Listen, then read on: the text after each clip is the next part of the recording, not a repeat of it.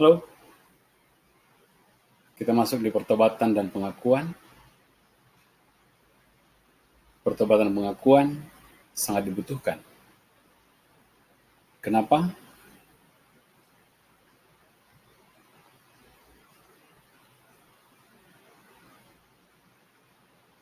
Supaya 1 Yohanes 1:9, jika kita mengaku dosa kita, maka Ia adalah setia dan adil, sehingga Ia akan mengampuni segala dosa kita dan menyucikan kita dari segala kejahatan.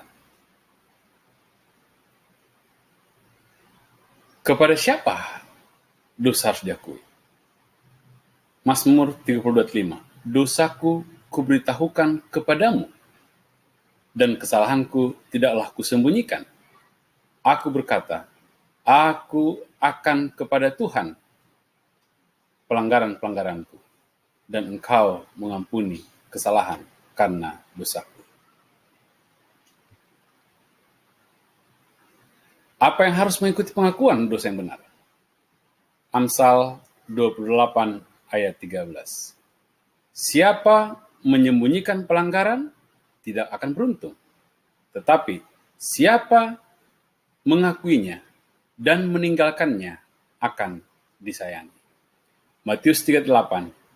Jadi hasilkanlah buah yang sesuai dengan pertobatan. Siapa yang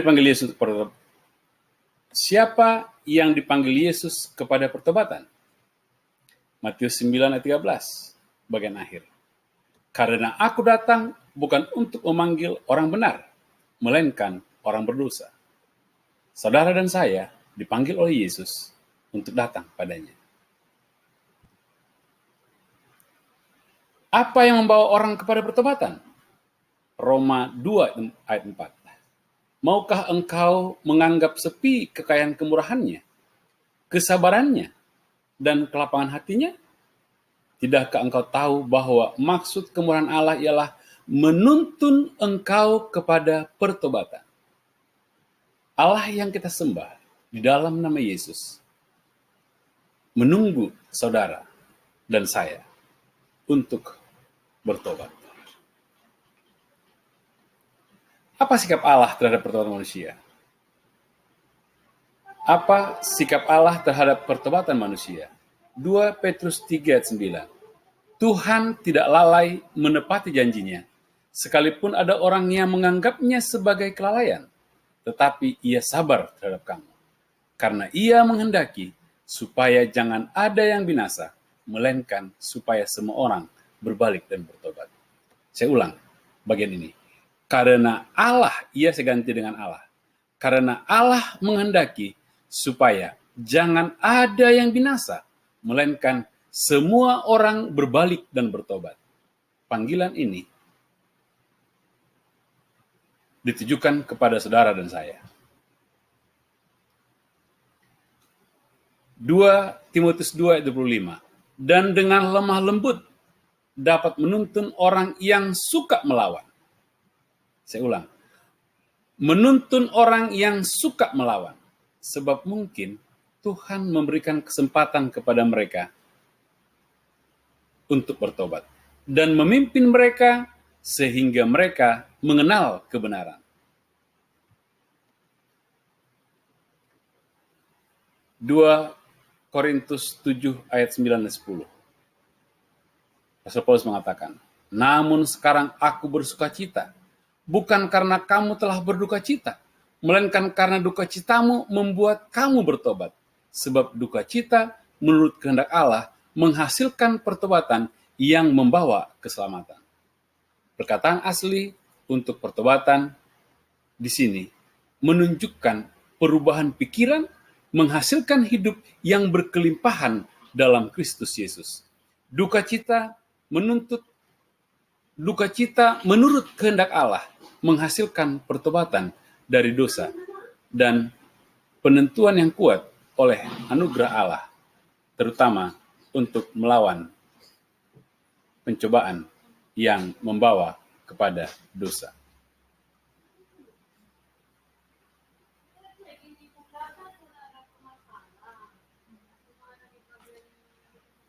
Ini ada dua ilustrasi tokoh Alkitab, ya. Yang pertama Yudas. Apakah Yudas bertobat dari dosanya? Kita baca dalam Matius 27 ayat 3 dan 4. Pada waktu Yudas yang menyerahkan dia melihat bahwa Yesus telah dijatuhkan hukuman mati, menyesallah ia, lalu ia mengembalikan uang yang 30 perak itu kepada imam-imam kepala dan tua-tua, dan berkata, "Aku telah berdosa karena menyerahkan darah orang yang tidak bersalah." Tetapi jawab mereka, "Apa urusanmu dengan itu? Itu urusanmu sendiri."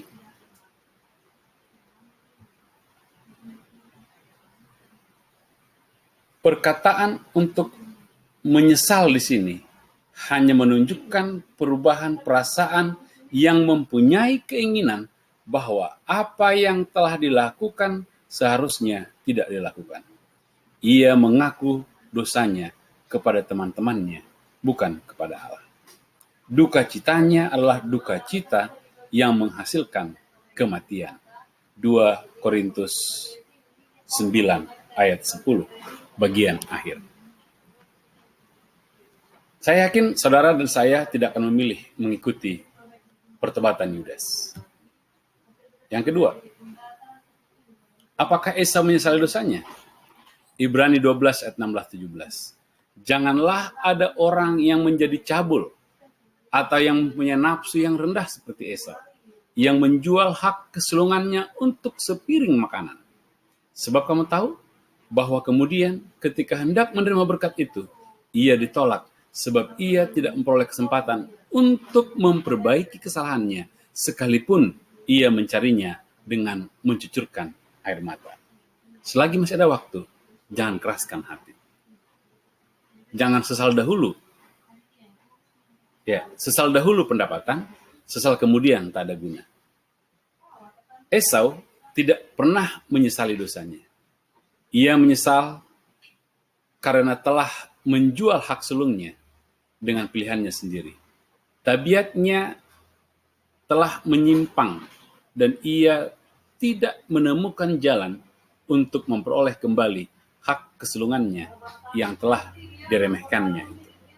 Hati-hati saudara-saudara, pertobatan dan pengakuan mempengaruhi siapa kita. Sebagai kesimpulan, sebagai hasil pertobatan sejati ada duka cita di surga. Lukas 15 ayat 7. Aku berkata kepadamu, demikian juga akan ada sukacita di surga karena satu orang berdosa yang telah bertobat, lebih daripada duka cita karena 99 orang benar yang tidak memerlukan pertobatan. Sebagai hasil pertobatan sejati ada duka cita di surga. Lukas 15 ayat 10. Aku berkata kepadamu, demikian juga akan ada sukacita pada malaikat-malaikat Allah karena satu orang berdosa yang bertobat. Tidak hanya Allah yang senang ketika saudara datang mengakui kesalahan kita. Ketika saudara mengakui dosa pelanggaran kita. Ya. Ketika kita memilih untuk rendah hati di hadapannya, mengakui semua apa yang sudah kita lakukan, maka dia dengan penuh sukacita merangkul kita dan akan menuntun kita ke jalannya yang benar. Pilihlah pada hari ini pertobatan dan akui 1 Yohanes 1 ayat 9. Ia setia dan adil. Tuhan memberkati kita.